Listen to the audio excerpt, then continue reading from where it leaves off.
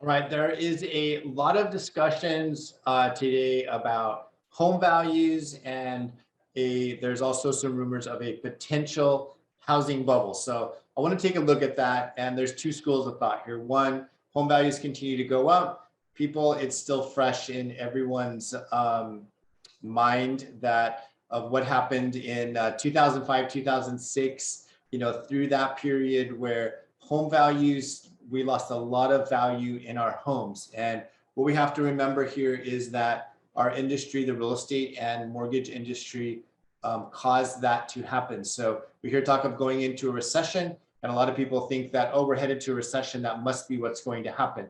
We have to remember that that is not the case today, and there's a lot of data that's out there that's supporting that not happening. So a lot of our clients are looking at waiting for home values to drop and come back down. And I think the real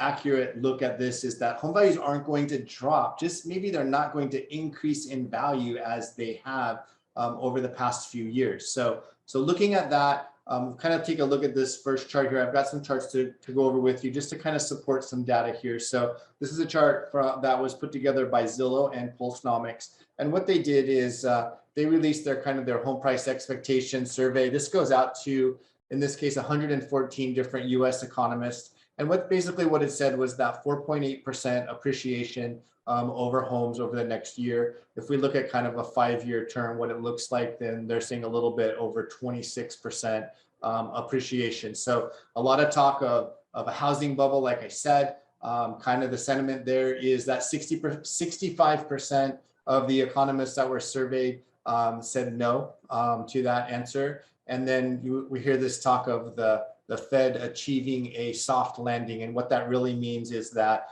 the Fed wants to have us not go into a recession. All indicators are that we are going into a recession, and therefore there will be no soft landing, that they're calling it. And this is, of these economists, 71% of them felt that there's no chance of achieving the soft landing. So the last one here, have we reached the peak of inflation? And 59% no for peaking on inflation at an 8.5% today. So, and I think we're actually a little higher than that today. So the media has been throwing around this idea that we're in a housing bubble, we're hearing it, and that we're headed for a likely housing crash. But is this really the case? If you look at this chart here, this is done by Barry Habib with MBS Highway, who is a economist that really follows the mortgage rates and mortgage markets and housing.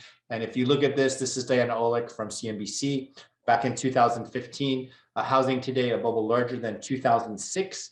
Average home value at that time was $300,000. Had you listened to that, you would have lost out on $15,000 in appreciation in your home as home values went up 5.1%.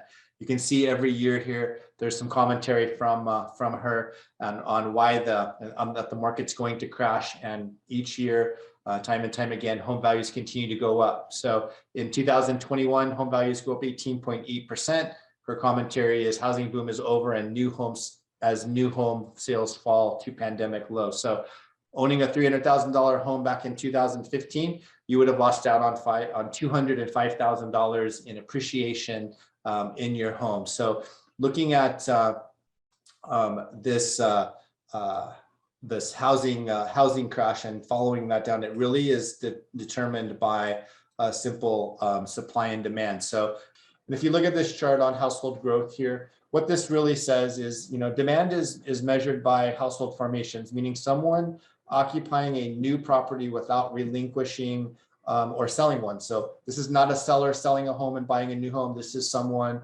such as someone moving from their parents' home into their own property. So right now there are 1.4 million households being formed every year. The national average says the first-time home buyer, the average first-time home buyer is 33 years old. If you go back 33 years and you look at birth rates, they are on the rise. So every year we're going to have more and more first-time home buyers or 33-year-olds coming into the market and trying to purchase homes. You look at this one and it shows supply. So the orange graph here is annual completions of new homes. So when we look at supply, it comes in the form of new construction. Well, Here we look at housing completions or homes ready to move into, which is currently equals about 1.2 million. So 1.4 million people looking for homes and 1.2 million homes being produced each year. So this means that the demand remains high or remains greater than the available completed homes. So once again, supporting the idea that we are not going into a housing bubble. One last chart that I want to share with you is to further support, the housing bubble question or the non-housing bubble question. Is let's look at this last chart here, and really what this shows is that in 2007, when we were dealing with that, there were 116.01 million homes or households, excuse me. And today in 2021, or last year, 2021, it's 128.93 million households. Now, if you kind of look at that, we have 14 million more households needed today.